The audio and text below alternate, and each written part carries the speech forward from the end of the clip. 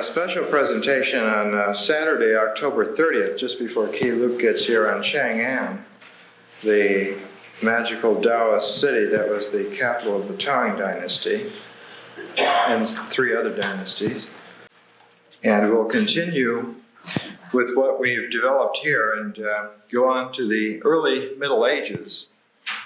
It's subentitled From Plotinus to the Book of Kells. There was a time, as every Irishman will tell you, when culture clung by its fingernails to the rocks of Ireland, while the continent, especially England, swam in darkness. I guess, the great translator, Plotinus, who was an Irishman, Stephen McKenna, devoted his life to it and was fortunate to always have the companionship of great souls. He lived in the time of the Irish Renaissance when Joyce and Yeats, Shaw, Eddie Gregory, A.E., all of these people were around. And I guess it's infected me, reading his wonderful English translation, Irish translation. For those who like systems, there are always the systematizers, and Plotinus has been noticeably difficult since his inception.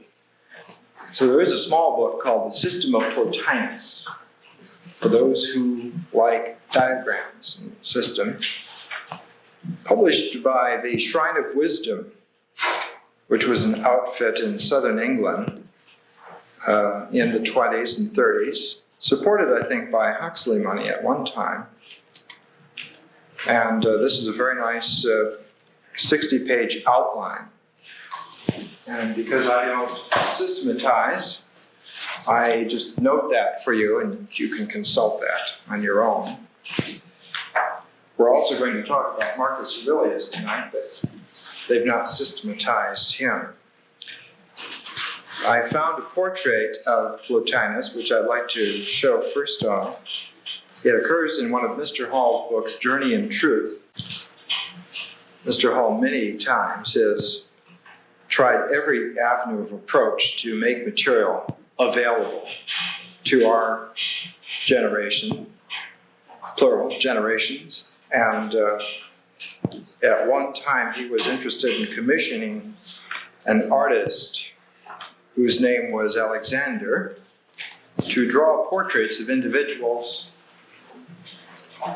who we do not have portraits of. And so Journey in Truth has portraits of various philosophers. The one on Plato is not very good, but the rest of them are very interesting. And this one of Plotinus, it's a spiritual likeness. Mr. Hall's had great fortune being around spiritual artists like J. Augustus Knapp and Alexander, persons who could translate into material form the directive purposes of manifestation. And I think the character of Plotinus is really likely close to this. Plotinus, as an individual, never wanted to have a portrait done. In classical times in Rome, he gave a lot of informal lectures, and they actually smuggled an artist in. And he observed Plotinus for many weeks. And under the aegis, economically and inspirationally, of a man named Aemilius from Tuscany, this artist produced a likeness of Plotinus, but they had to keep it secret all his life, because Plotinus was extraordinarily, as his biographer Porphyry says, ashamed of his body. Not that he was ugly, but that he was so entirely, transcendentally spiritual. I guess we should open the windows and the doors. It seems like we're going to need those. Could you roll that window? Just, flick the lever up and then roll it on the bottom. That'll be good. And we should keep that door open a little bit. At any rate, these portraits are interesting. There are, of course, statues and portraits of Marcus Aurelius with his great curled beard, usually on a steed, as befits an emperor. I think that the main context of what we need to look at tonight is to realize that in the century, which we'll cover tonight, between 170 AD and 270 AD, from the time of the flourishing of Marcus Aurelius to the death of Plotinus, that 100 years was a monumental transformation. And it would seem, from inspecting just Marcus Aurelius, his meditations, and the Enneads of Plotinus, if we limited ourselves to those two texts, we would have absolutely no external idea that there was an enormous change. We would just have two books that were roughly incommensurate with each other, much like two decks of cards of different sizes which would not mix. The difficulty is to be able to form some just approach and appraisal for that change, because we have, to all intents and purposes, become inheritors. And in our time, the problems have arisen again. The same kinds of issues and problems. And as usual, we're asked to make choices between elements that we rarely understand really what's at stake, due to a general and universal ignorance, not so much of education, but of the human condition. I think with Marcus Aurelius, it's perhaps interesting to begin in this fashion. His position as a thinker, as a person, is always under the aegis of being a Stoic philosopher. And the age-old image of the Stoic is someone who is adamant in all circumstances, preserving an equanimity of inner purpose. But after that, we find just vagueness in our background. Because of limitations of time, I can't go into the development of the Stoa. I urge you, if you are interested in that aspect, to consider taking a look at Epictetus, first of all, who was a Greek philosopher who lived about 300 BC and who was extraordinarily successful in his time. And then the mysterious Posidonius, who is almost forgotten in standard history texts. And then the third person, of course, that individual known to us as Epictetus. Epictetus is just the Greek word for acquired. Epictetus is a man who was a slave, and he took as his name the Greek word acquired. He was a slave of a courtier of the Emperor Nero. And by some quirk of circumstance, he was allowed to attend philosophic lectures and rose to a position of being freed, and in fact became conspicuous at one point in Rome. And under one of the purges of the last Flavian emperor, he voluntarily exiled himself to Epirus on the coast. We have some chairs here. Come and be at home. Come and sit here.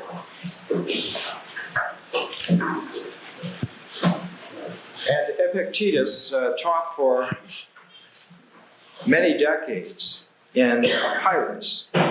He was fortunate enough to have a student by the name of Flavianus Arrianus, Arrian, who was the great biographer in antiquity of Alexander the Great. He wrote a large tome called The Campaigns of Alexander. The same Arrian attended all of the lectures of Epictetus, and the discourses of Epictetus that we have are those taken down by the fabulous memory and shorthand of Arrian. And in fact, he condensed some of the lectures and produced a slender little handbook, so that there are the discourses of Epictetus in 8 books, and then a slender little volume by itself called in Greek just the handbook. Epictetus focused on the fact, and it's a central tenet of Stoic philosophy, that we can frequently do nothing for exterior circumstances. And we need not be a slave or in the Roman Empire to observe this uncontrollable quality of nature, that we are subjected quite often to conditions that are not only not of our own making, but that we have not participated in their generation in any way whatsoever. But rather than styling this as an irrationality, a caprice in nature, to which man may only cringe in a puppet-like contortion, we must assert, says Epictetus, that we control our reaction to each and every circumstance to the point of inner artistry, that we have ethical control over our wills, and the way in which we school our inner self to comport to the world is the degree of our philosophic growth and sophistication. So that Epictetus, through the kindly hand of Arrian, gives us, and I'll give you a few of his own words, the focus on human will and its generation and its schooling and its cultivation and shaping as our only trustworthy and actual ethical fulcrum in the world. In book 3 of Epictetus, chapter 8, just a paragraph from that. How must we exercise ourselves against appearances? And Epictetus, speaking in Arrian writing, records thus: as we exercise ourselves against sophistical questions, that is, as we notice that we participate in argument and discourse, interchange, so we ought to exercise ourselves daily against appearances. For these appearances also propose questions to us. A certain person's son is dead. Answer: the thing is not within the power of the will. It is not an evil. A father has disinherited a certain son. What do you think of it? It is a thing beyond the power of the will. It's not an evil. And he would go on to claim that it's neither good nor evil, that it has no reality in terms of an ethical measuring rod to apply to such external circumstances that such and such a thing is good or evil and that we should comport in these ways. But the only reality and the only focus is our control of our will. So that he records, man, go out and do not complain. Hear how the Romans feel toward the philosophers, if you would like to know. Autolycus, who was the most in repute of the philosophers, once when I was present, being vexed with his own friends, and as if he were suffering something intolerable, said, I cannot bear it. You are killing me. You will make me such as that man is, pointing to me. And thus Epictetus closed that chapter. Marcus Aurelius owes his book, the Meditations, the conception of it, to Epictetus. Epictetus living several generations before him. And the book, the Meditations of Marcus Aurelius, was actually composed very frequently in the field of battle. Now, Marcus Aurelius was the adopted son of the great emperor Antoninus Pius, Antoninus the Devout. He had followed on the footsteps of two great emperors, Trajan, who reestablished the Principate, Hadrian, who had toured the enormity of the Roman Empire and brought it into a sophisticated, cosmopolitan, universal state. Antoninus, who founded the wonderful Antonine age in Rome, brought the sophistication to its penultimate, and with Marcus Aurelius, they had had some 80 or 90 years of ostensible peace and security. Ostensible because there were still incursions of so-called barbarians. There were still domestic plights, but nothing like they had seen in the previous 100 years, and nothing like the total degeneracy of the reign of Nero. Marcus Aurelius, when he was on the field making notes for himself, would constantly record his interior monologue with himself in terms of trying to keep a record for himself so that he could hold this quality of the will in front of himself as a fulcrum of decision. Come and sit up in front. There are 2 seats up here. Be at home. If Plotinus could be informal in his lectures, far be it from me to add formality. His, Marcus Aurelius's capacities are interesting because as you go through the Meditations, there are 12 books of them, and each paragraph or so has a numbered section. You realize that there is really no development in the sense of a philosophic document. There is no line of argument. There is no increasing systematic exposition.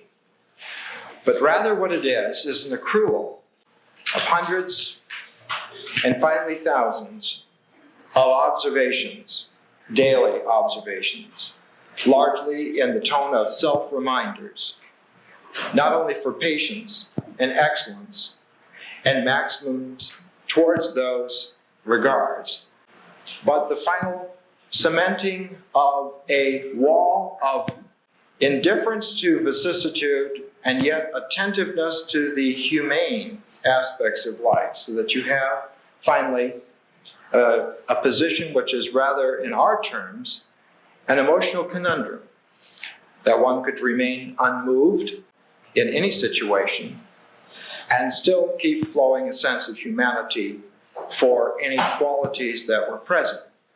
He wrote, Epictetus also said a man must discover an art or rules with respect to giving his assent, and in respect to his movements, he must be careful that they be made with regard to circumstances, that they be consistent with social interests, that they have regard to the value of the object, and as to sensual desire, he should altogether keep away from it, and as to avoidance, aversion, he should not show it with respect to any of the things which are not in our power.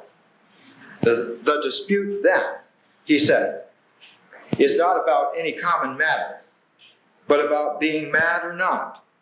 Socrates used to say, what do you want? Souls of rational men or irrational? Souls of rational men. Of what rational men? Sound or unsound?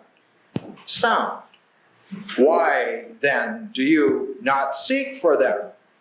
Because we have them. Well, why then do you fight and quarrel? And so Marcus Aurelius ends a book in the Meditations. It continues. page after page and book after book in this regard. To the spiritual inner sense, one has the experience with the meditations of running across a brilliant individual who, by painstaking, moment by moment reconstruction of his patience and regard, manages to keep himself psychologically afloat in a decaying world. There is nowhere beyond what becomes finally, after several hundred pages of increasing platitudinous statements, there is no rising of the spirit above it, so that the inner sight begins to flash scintillatingly and present to oneself a coherent picture. At the same time, as Marcus Aurelius was writing such a book at the pinnacle of power in Rome, there was at the opposite end of the human scale, and at the other pole in the empire, in Alexandria, on the docks, a man who is perhaps the most mysterious man in all of philosophy, our version of Lao Tzu, Ammonius Saccas. Saccas simply means the sack bearer, a carrier of goods on the wharves. And Ammonius is simply the Greek form of the name Amun. And of course, Amun-Ra, the great Egyptian divine presence. So that this mysterious man, of whom we know just 2 or 3 basic facts. We know that he died around 243 AD. We know that several of his students became giants in the world at that time. One of them was Plotinus, another was Origen, that his school passed on to a man named Aurelius, and other than that, we know absolutely nothing. Mr. Hall, in the book Journey in Truth, records the following. It was the first rule of Ammonius Saccas that the deeper and more mystical elements of his philosophy should never be committed to writing. And if you remember, I think it was last time that I mentioned Plato's Phaedrus, the creation of writing.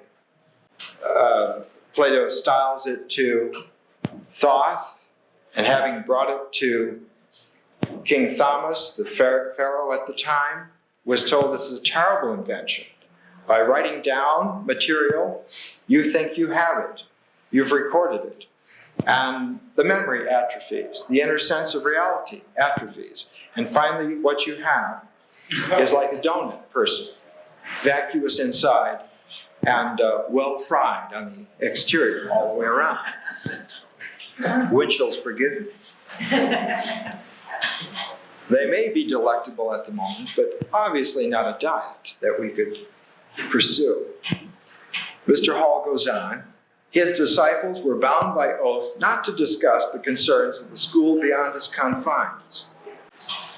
So that this rule of secrecy, very, very important, because at this time, not only was the mentality of the meditations of Marcus Aurelius afloat, but the book Against Heresies had just come out from Irenaeus, the Bishop of Lyon in France.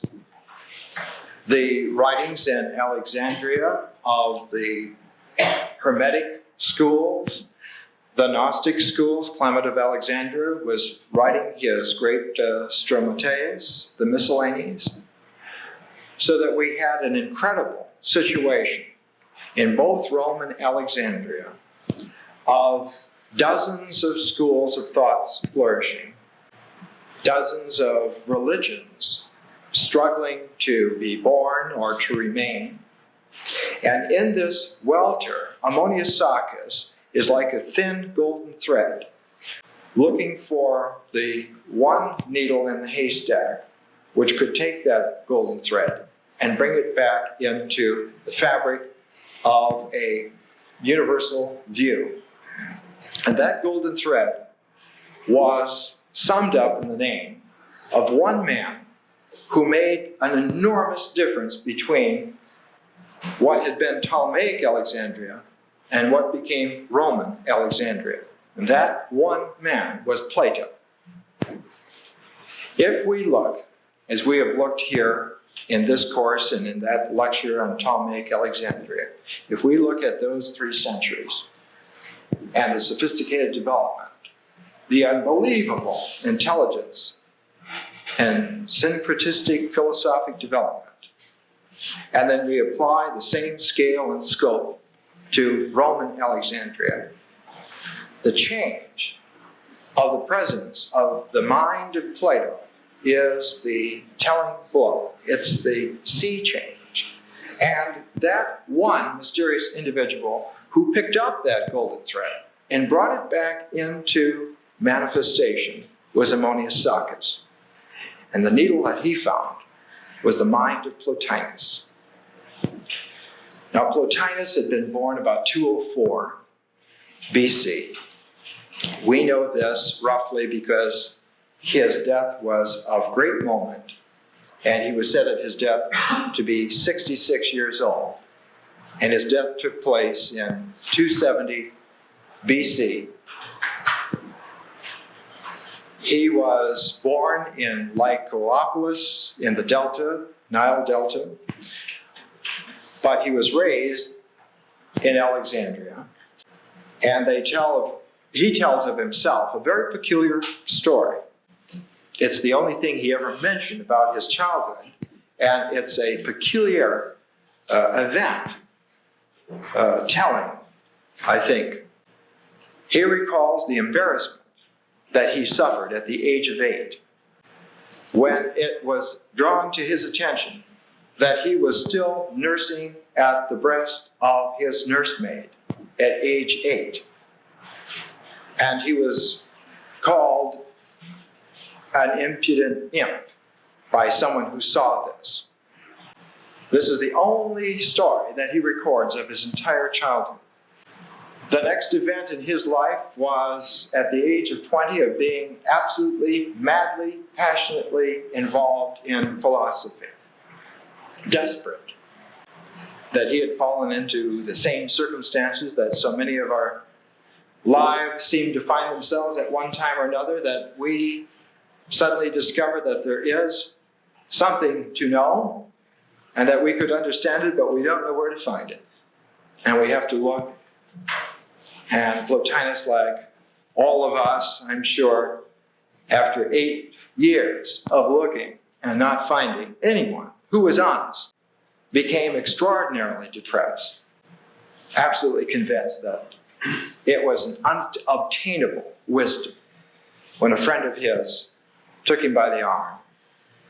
They made their way down to the quays of Alexandria, and there, in a very small, select group, he heard Ammonius Saccas.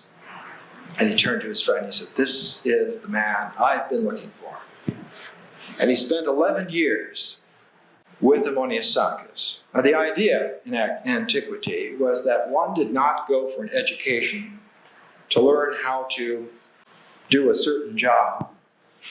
You didn't go for an education to get a degree. You didn't go to take courses. You went to affinitize your entire self, psychophysical self, with somebody who had done a job of integrating themselves well enough that you would like to at least harmonize and raise yourself up educationally, philosophically, to the perspective which they demonstrate in their own life, so that one simply didn't go to here, but one lived with and formed a community, a school with the teacher. Plotinus, after 11 years with Ammonius Saccas, records that he became enamored of the chance to go to India and study with the gymnosophists, the yogis of India, personally. Now, it had been 600 years since Alexander had brought the first messages of Buddhism and the Upanishads to Alexandria. It had been 600 years since Ptolemy Philadelphus had sent Alexandrian emissaries to sit at the first Buddhist councils in India. Plotinus was ready to go in person and take the Platonic golden thread, which had been revived, and to take it to India to find that sheen of excellence which had been wrought at one time in ancient Alexandria and had been lost in the ensuing centuries. And I rather think that Ammonius had directed him personally to go and have this experience. Plotinus was 39. He was in many respects an extraordinary individual in respect that he found himself in the entourage of the emperor of the Roman Empire of that year, Gordian III. This was about 242 AD, 242. And he accompanied the emperor, Gordian III, as far as the deserts of Mesopotamia, where in a sudden, swift move, Gordian III was murdered in his tent, and Philip the Arabian became the announced, supported emperor. Plotinus, fleeing for his life, along with many others, I suppose, made his way across the Holy Land to the coast, and there at Antioch, found himself safe and on passage with a boat to Rome. And when he arrived in Rome, about 244 AD, he began to set up shop. He began to give some public talks and lectures, and immediately Plotinus was a sensation. In the massive million-plus population of Rome, an honest, brilliant intelligence like Plotinus stuck out like a flaming torch. And it wasn't long before Plotinus' school began to attract the most incredible population of students. There were many Roman senators who would attend the lectures of Plotinus. The emperor who succeeded Philip the Arabian, Gallienus, attended some of his lectures. His wife, Salonica, was a habitué of the Plotinian household and school. And not only that, but Plotinus, because he was an extraordinarily trustworthy individual, meticulously so, found himself increasingly the trustee for various properties, the trustee for various children who were given to him to raise or given under his care to have their estates handled by him and for them to receive educations.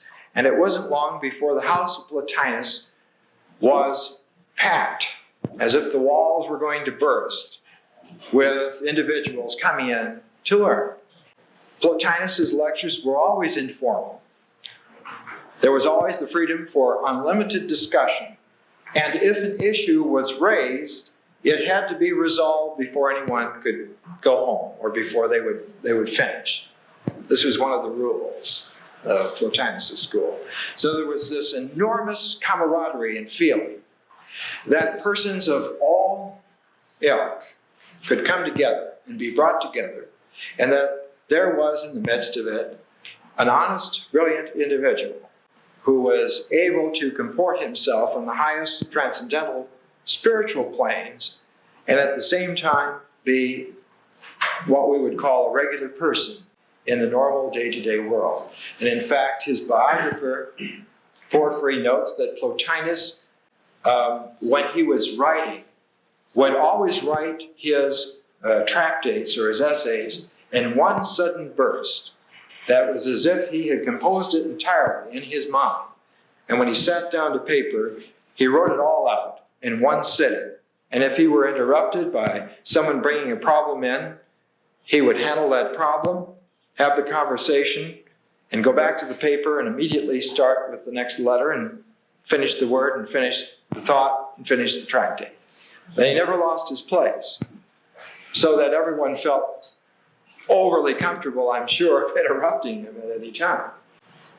There were individuals in Rome who sought to challenge Plotinus. They saw in this figure perhaps the founder of a new religion.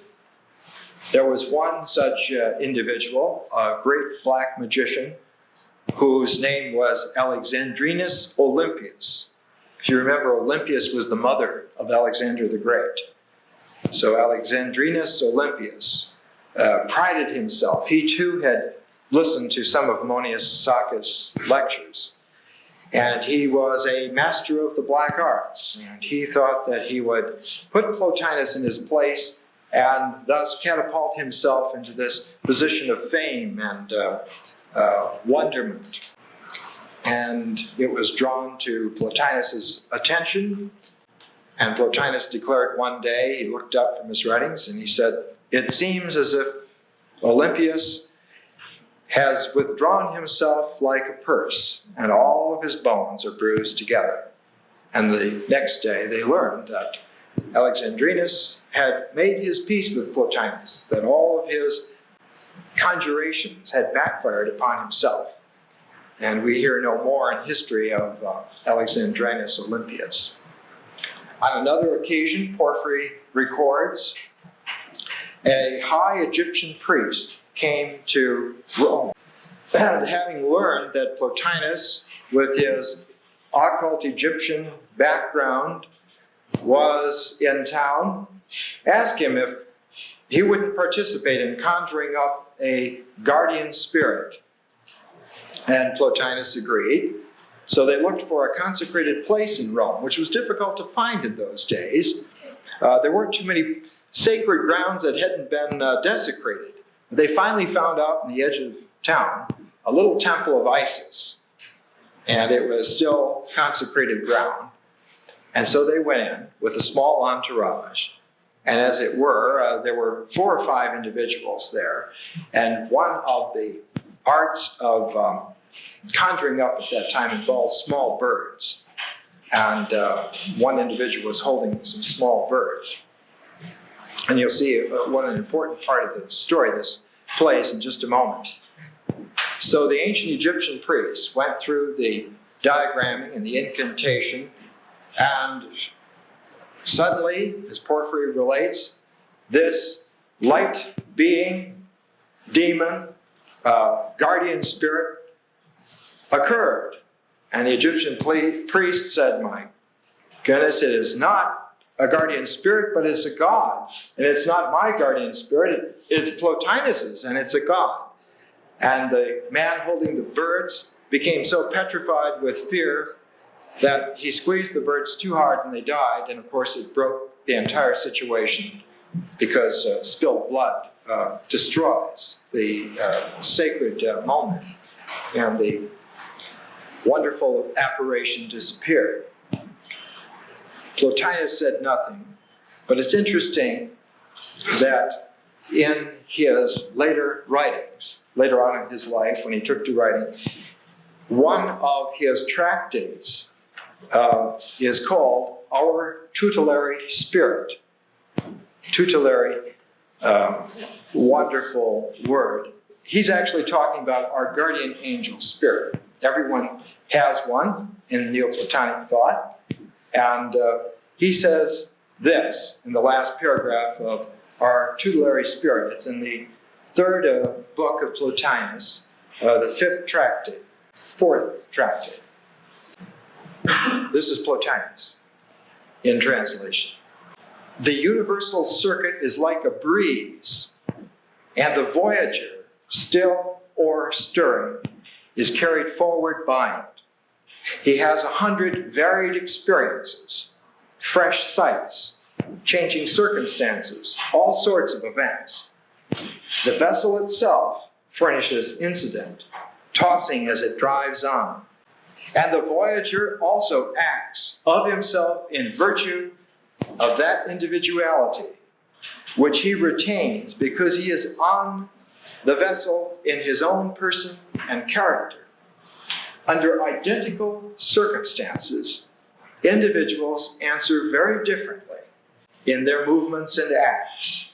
Hence, it comes about that, be the circumstances and conditions of life similar or dissimilar, the result may differ from man to man, as on the other hand, a similar result may be produced by dissimilar conditions. And that is this that constitutes destiny. A power corresponds to this in the all-soul, and it reaches down and cooperates in the life of our world, and in fact, it is that very self-same power. If the soul returns back to this sphere, it finds itself under the same spirit or a new one according to the life it is to live. In other words, we come into this world, into this time-space, into this phenomenal tapestry with a spirit guide which has been with us by assignment, and the assignment is by capacity, from an upper world. The Greek word for that would be the nous, the intellectual principle, that spirit realm. And it manifests and comes down. And if the soul returns to this sphere, it finds itself under the same spirit or a new spirit according to the life it is to live. With this spirit, it embarks in the skiff of the universe, the, quote, spindle of necessity, then takes control and appoints the seat for the voyage, the seat of the lot in life. And it's this seat, it's this circumstance, is the vessel that Plotinus is talking about, that bobs in the breeze of the universal circuit in this time-space. These wonderful tales of Plotinus serve briefly just to illustrate his character and his capacity. He was, of course, a vegetarian, strict. He never took baths, but had daily massages and manipulations of his bones and appendages. And at one time, the Roman troops returning from the east, from Parthia, from Persia, brought a infestation of plague and diphtheria to the city of Rome. And in 262 AD, it was so bad that they recorded more than 5,000 deaths in one day from this outbreak. And Plotinus, through his masseurs, contracted diphtheria. And Porphyry records how the mellifluous voice of Plotinus suddenly was hoarse because of the swelling of the tongue area, and that his eyes began to go bad, and the ulcerations of his hands and feet became so bad that persons began to not attend for a while. Later in life, a few years later, Plotinus, much shaken by this onslaught of the disease, found himself again in similar circumstances, and this time retired to a small resort town in Campania, a province south of Rome. It was an estate owned by a certain Zethos, a very wealthy individual. Plotinus was surrounded by wealthy individuals who always entrusted them with the use of their estates or their traveling services, if he wished.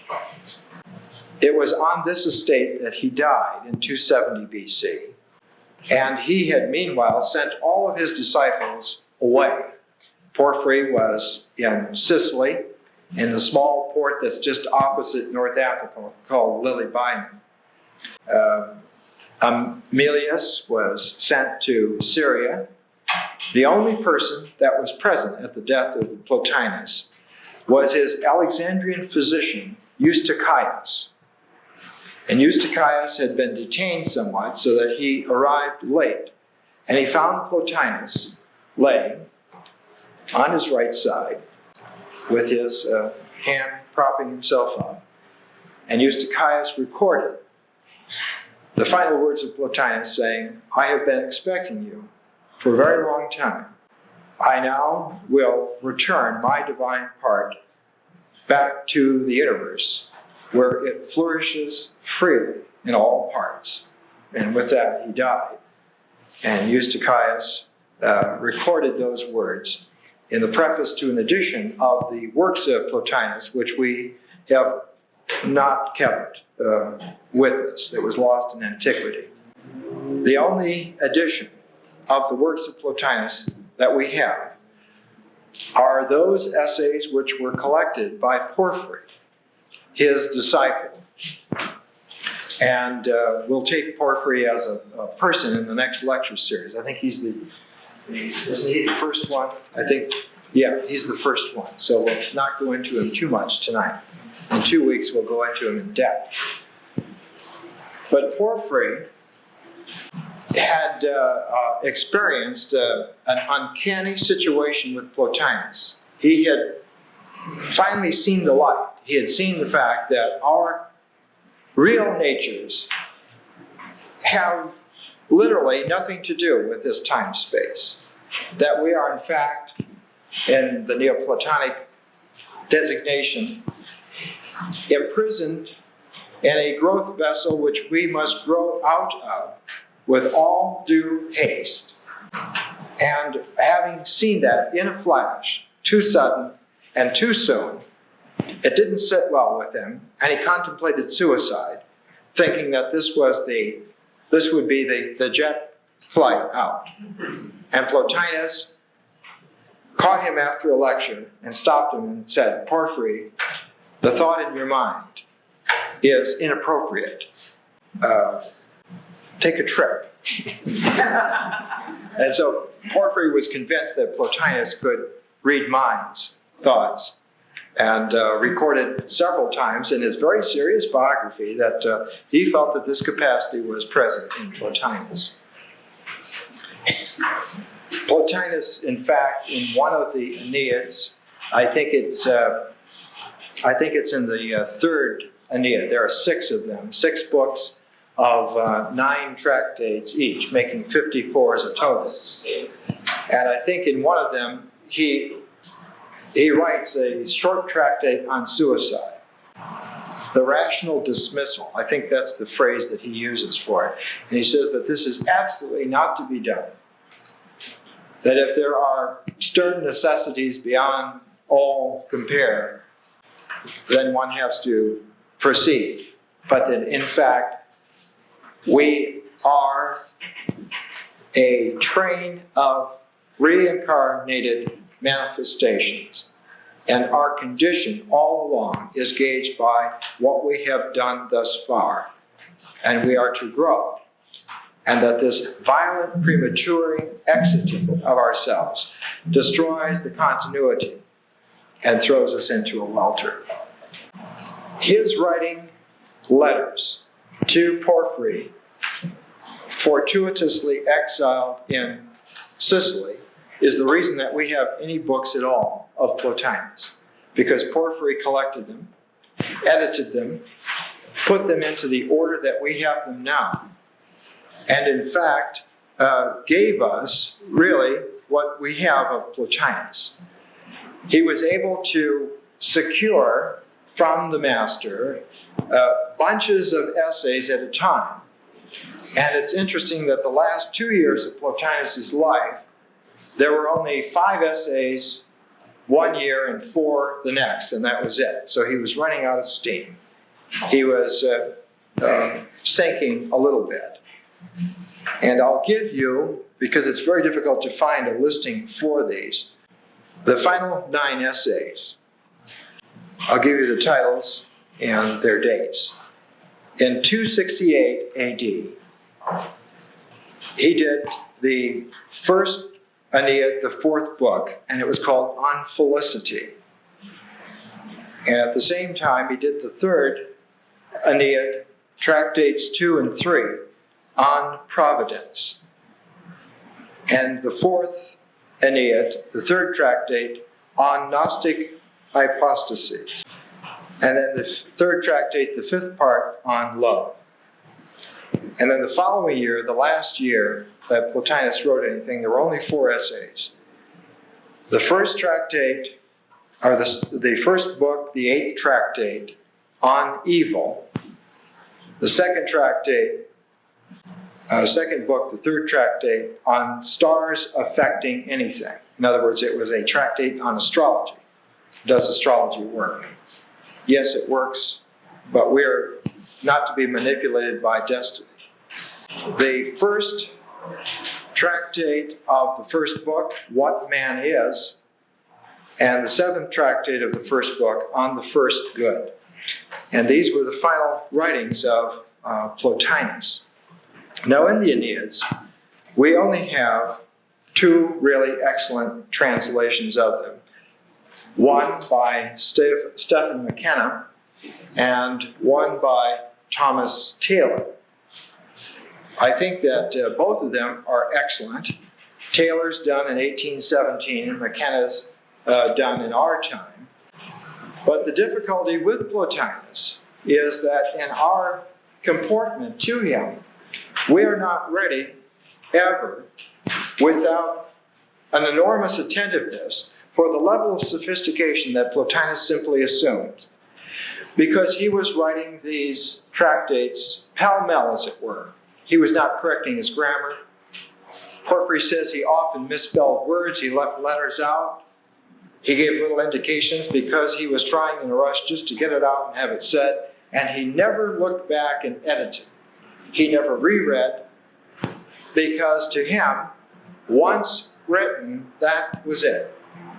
Next case, we'll try again. That there's no sense in going back and trying to chisel fine words into a sculptural shape that will have any life into it.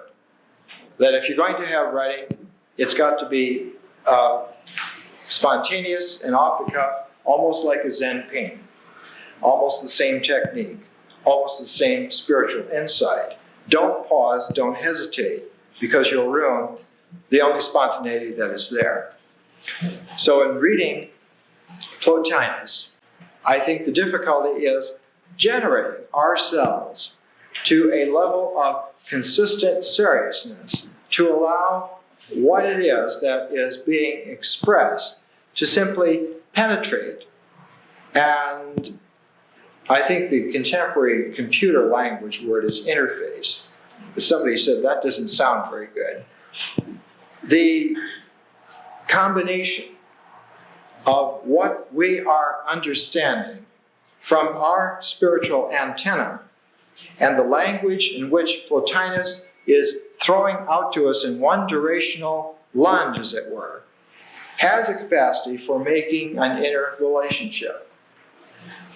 But it's iffy and dangerous in this sense, and it happened historically, again and again, that those who would seek to understand Plotinus would catch the mood of what the man said, but would not know how to express it intellectually to anyone else, much less themselves.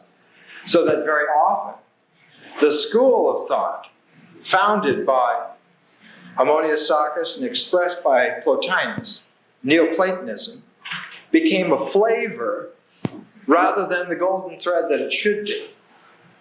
And this is why individuals like Thomas Taylor in 1817 said it's been many centuries now since anyone has understood Plotinus at all. Even though you can find the flavor of Neoplatonism in any of the wonderful paintings of Botticelli or so forth, but you can't find an expression of understanding of exactly what it is that we feel that we know. Well, I think we need a break, and then we'll see if we can feel this. Let's take a break for some cookies. These currents and the direction of their development from the time of Plotinus to the time of Porphyry, it's about 140 years. Proclus, between Plotinus and Proclus, who's sort of the Athenian Neoplatonist who formed the final expression in antiquity of this development. And a contemporary of Proclus in Alexandria was a very elegant, beautiful woman named Hypatia. And Hypatia apparently never wrote a philosophic treatise or tractate per se, but her writings were commentaries on mathematics and astronomy. Her father had been a very distinguished mathematician, Theon, not Theon of Smyrna, but Theon of Alexandria. And she held what was ostensibly the chair of Platonic philosophy in Alexandria. And she was a very elegant, excellent person. One of her great pupils was a man named Synesius of Cyrene, very famous in ecclesiastical history. He became the metropolitan and finally the bishop of Ptolemais, large city in Egypt. And there's a whole page on him in the Catholic Encyclopedia. And all of the information that we have factually on Hypatia come from the last letters of this bishop, Synesius of Cyrene. And I think it's a tribute to a Platonic philosopher to have numbered among her students and lifelong friends a Christian bishop, because the ways had parted in the 4th century between most of these groups. The mind of the classical world was just splayed in the 4th century and opened up. If you recall, Theodosius sent his troops into the Serapeium in Alexandria to destroy the statue of Serapis. And it was a remake of the ancient statue, which had been made by the old Ptolemies. And the new statue had been made out of a secret alloy and had been coated with ground jewels, actual emeralds and rubies and things ground in that jewel dust, inlaid with a special glue on the surface so that when the troops of Theodosius came in, their swords shattered trying to smash the god Serapis, and it was weeks before he could convince them to go back in. And when they had finally crowbarred the entire Serapeium down to the bare turf, they found under the foundations the cross engraved in the rock in the very foundation of the Serapeium. And they felt that some great monstrosity had been perpetrated. But even in that time, Hypatia was able to be friendly with the likes of Synesius Cyrene. And he characterized her in one of the letters. He said, "You have been always to me, not only a teacher, but a mother and a sister." And that, of course, her excellence came to an abrupt end when she was seized by a Christian mob in an Alexandrian riot and killed 415 AD. So all of this, there's a wonderful novel by Charles Kingsley called Hypatia. All of this indicates that the mind of the time that had been so shaken in the 1st century AD and had recollected itself somewhat in the 2nd century AD, finally broke open in the 3rd century AD. And by the 4th century, we can notice that the long-term glacial decay had set in. Not decay so much in the sense that people were no longer religious.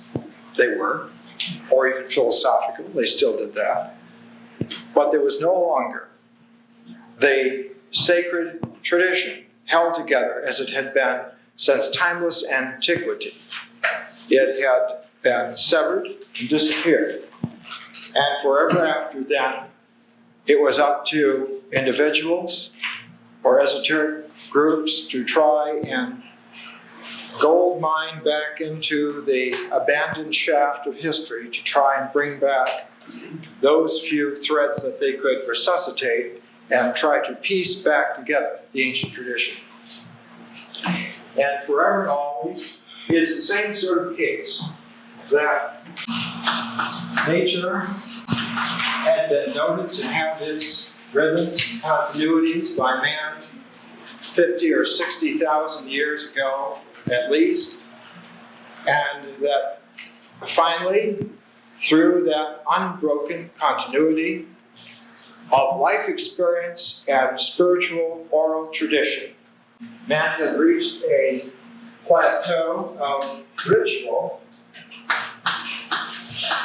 which had mirrored those natural processes and had been able to condense them somewhat and bring them into a religious cycle of religiosity that, when it was expressed in language, became a mythology and collected these patterns of nature into a shape of usually the annual year, the great year. So that from nature through ritual to his mythology to the intuition in the symbolic mind, that the center of this shape was not a thing, but a presence. And that presence enabled man to look back down through all the levels of his own creation to the primal fact of existence, the primal experience of reality. And that had been kept intact since time immemorial.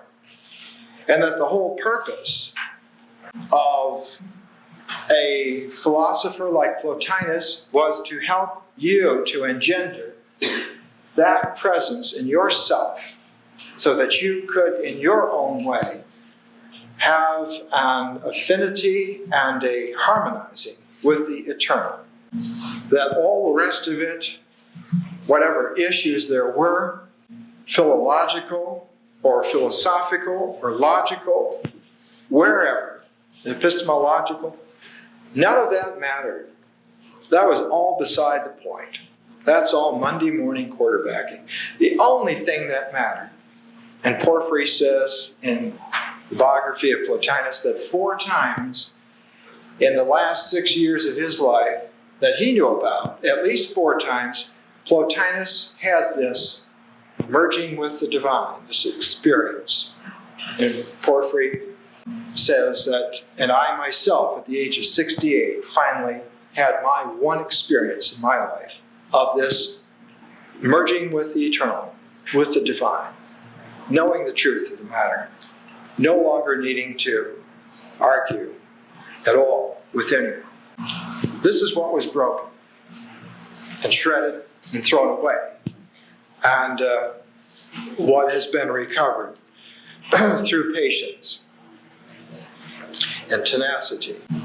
So that when we come to the Enneads, we find this tradition, which had a core intact all the way through, which had been secret for 40 or 50,000 years, finally was expressed, because it had come to the point that it had to be committed in some way to language. And so Plotinus took the responsibility to put the unspoken spiritual core of man into language as best he could, but conscious that one cannot dot the I's and cross the T's, because that's a useless labor.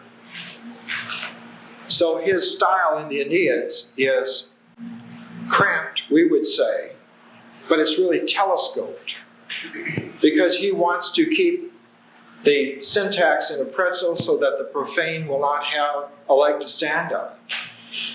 That they will gnaw and gnaw and gnaw with the profane mind and finally give it up and say, I don't understand it.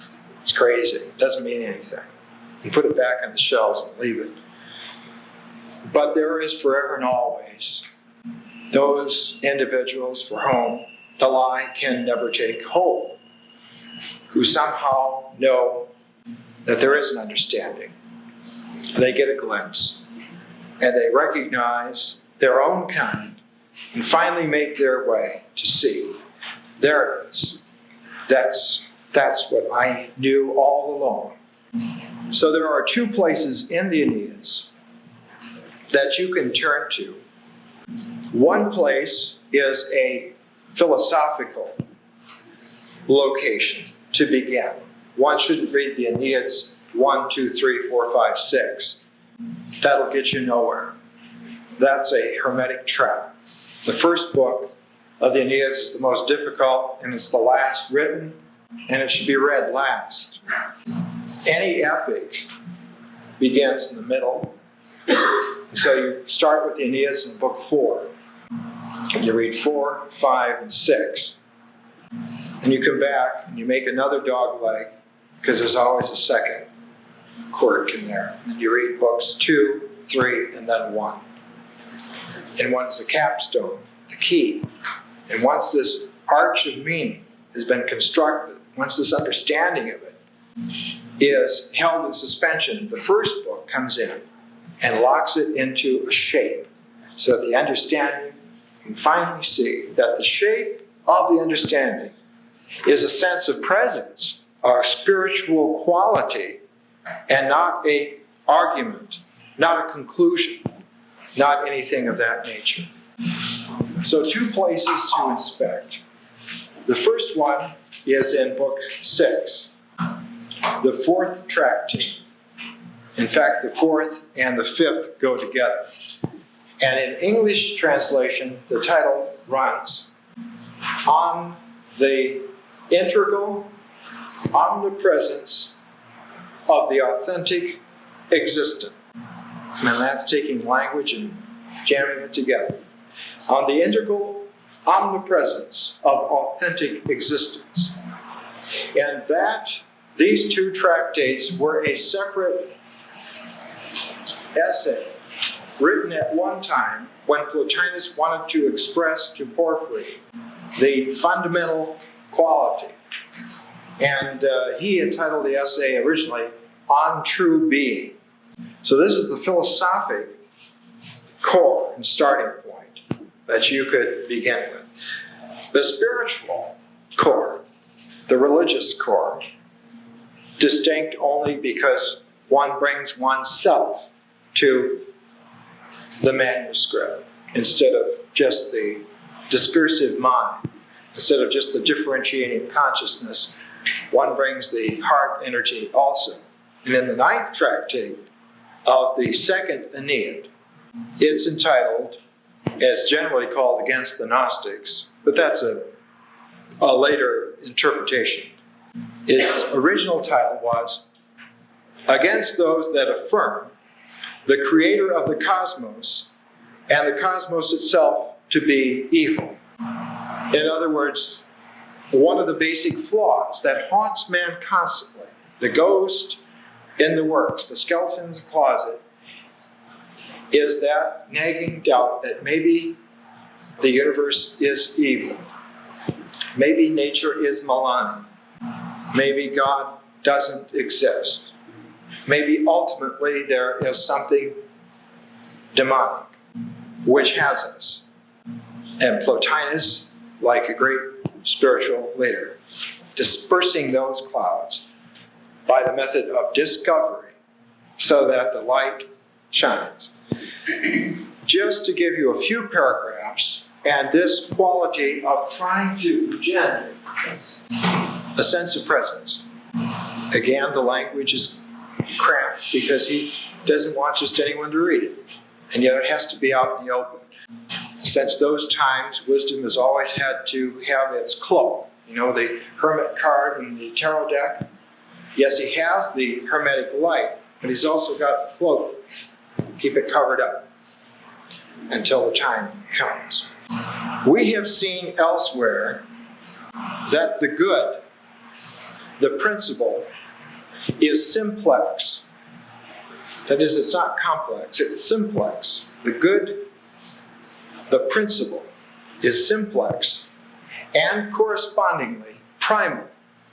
For the secondary can never be simplex. Anything derived is always complex, always has a working part.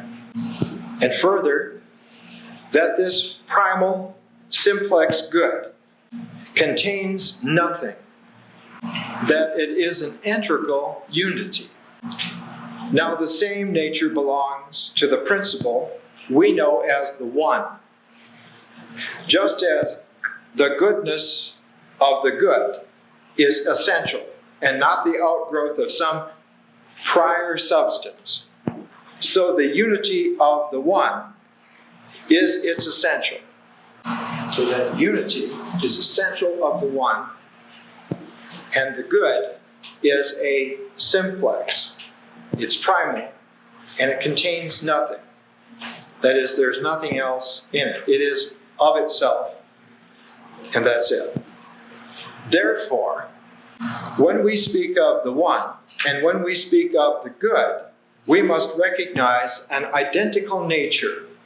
We must affirm that they are the same, not, it is true, as venturing any prediction with regard to that unknowable context behind it all, the hypostasis, but simply as indicating it to ourselves in the best terms we find.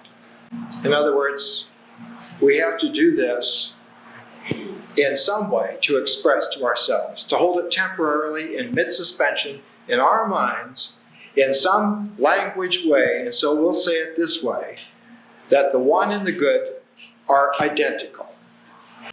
Even in calling it the first, we mean no more than to express that it is the most absolutely simplex. It is the self-sufficing only in the sense that it is not of that compound nature which would make it dependent upon any other constituent. It is the self-contained, because everything contained in something alien must also exist by that alien. That is, for any form that we have, there is a background, a context, which cooperates with that form and allows for it to be. And Plotinus is saying that the good and the one are self-existent. They have no context. It would be like saying that instead of there being yang and yin, that there's only a ultimate yang. There is no yin. There is no receptivity, which we can also count in some mysterious way, that there is that which is, containing nothing. Further, deriving then, since it is from nothing alien, entering into nothing alien, in no way a make-up thing, there can be nothing above it. We need not then go on seeking any other principles. In other words, we are able to make a shape. We are able to make a final assessment, a judgment, if you like, a spiritual judgment, that this is the nature of reality as it is, and that there is no mysterious infinite regression on into vagueness, which we would then forever have to doubt. That by our inner sense of presence, and by the intellectual and spiritual capacity which we have, we can see that, aha, this is it. This is how it is. Plotinus goes on. This, the one and the good, is our first. Next to it follows the intellectual principle, the nous, N-O-U-S. The good and the unity. Then there is the nous, the intellectual principle. The primal thinker. There is a primal thinker, not my individual thinker, but there is a primal thinker which I can contact with my thought. That primal thinker is an intellectual principle, that is, to use philosophic language, but it is a vibrant, manifest reality, which is a perfect emanation of the one and the good. which are identical and as a unity. And that in this nous, in this intellectual principle, from that emanation, because it is a perfect emanation of the divine unity, it also has the capacity to emanate, and out of that comes the soul. And it is the soul that moves, that can move. The unity has nowhere to move. It has no kind of a limitation that would allow for it. And the same with the nous. But when you come to the soul, then the soul can move. I don't find that offensive somehow. Those who hold to fewer principles must hold the identity of either the intellectual principle and the soul, or of the intellectual principle and the first. But we have abundantly shown that these are distinct. And in fact, a lot of the Enneads are taken up with Plotinus applying his excellence to showing how this is so, that they are distinct, that no stone, no argument has been left unturned. Everything has been examined. Every possibility, every variation has been looked at, and he has shown it. Here's this case, here's this case, here's this case, here's this possibility. So he says, by this time, we have abundantly shown that these are distinct, that there are three. They have these qualities. They have this kind of a hierarchy. And they operate in this fashion. So he writes, it remains for us to consider whether there are more than these three. And then he goes on into this. What other kinds could there be? What other possibilities can we imagine?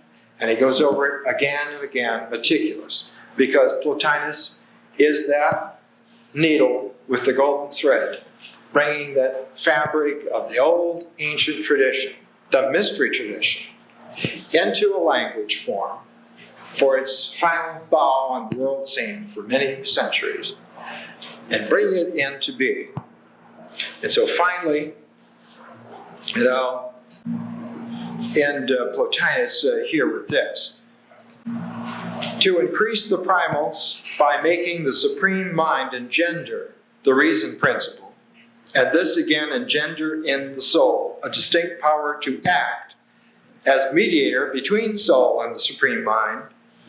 This is to deny intellection to the soul, which would no longer derive its reason from the intellectual principle, but from an intermediate. The soul then would possess not the reason principle, but an image of it. The soul could not know the intellectual principle, then it couldn't have no intellection. And what Plotinus is guarding against here, and constantly excellence must differentiate and require it, is that we are habituated to illusion, to phenomenal time-space, which just abounds and echoes and rebounds.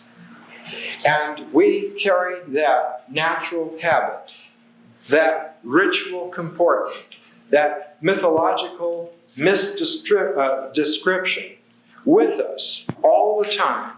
And it tends to reoccur without us even realizing on the highest levels of our understanding. And even on the highest level of understanding, of being in this sense of presence, there's still the possibility for this echoing false imagery to occur, and for us to be led astray all over again through the entire junkyard and mess. Don't do it. Give them up. What did Melville say? Give them up. Give up. Give yourself up to the universe at that point. Well, this translation of this tradition into writing, almost unavailable again in our time. We check books in print. The cheapest edition of Plotinus is $30. We don't have it in the bookstore here. We don't have it in any bookstores we could get to. It just doesn't exist. You can buy a set of the complete Enneads for $450 from one publisher. And you can get it for $30 if you can just stand to have half the book. So it happens again and again that we find ourselves in conditions where we're forbidden to read by exclusion, not by fiat. Not that somebody says you can't read it, it's just that it isn't available. But I do urge you that the translations exist here in the PRS library. Come and get them. They're there for you. And I hope next week when we round out the lecture series, you can see that the culmination of this entire development was the moving of the image of the divine city, the capital city, away from both Rome and Alexandria. That both of them had come into certain kinds of harmonies, both of them had come to certain kinds of impasses. And when a man of genius and vision, like Constantine, came along with his vision of the Red Cross, he simply courageously swept up all the accoutrements of authority and office and took them to another city and started all over again, because it was the only thing that you could do, given the conditions that had arisen. There was no longer any chance to stay in Rome or Alexandria. And we'll see that next week. The final page in this entire drama, when the emperor of the world said, I don't want this office anymore. Let the people fight for it and see who's the toughest. They can have it. And Maximanus left the empire up for grabs. And it was Constantine who finally got it. Well, we'll see you next week. And thanks again.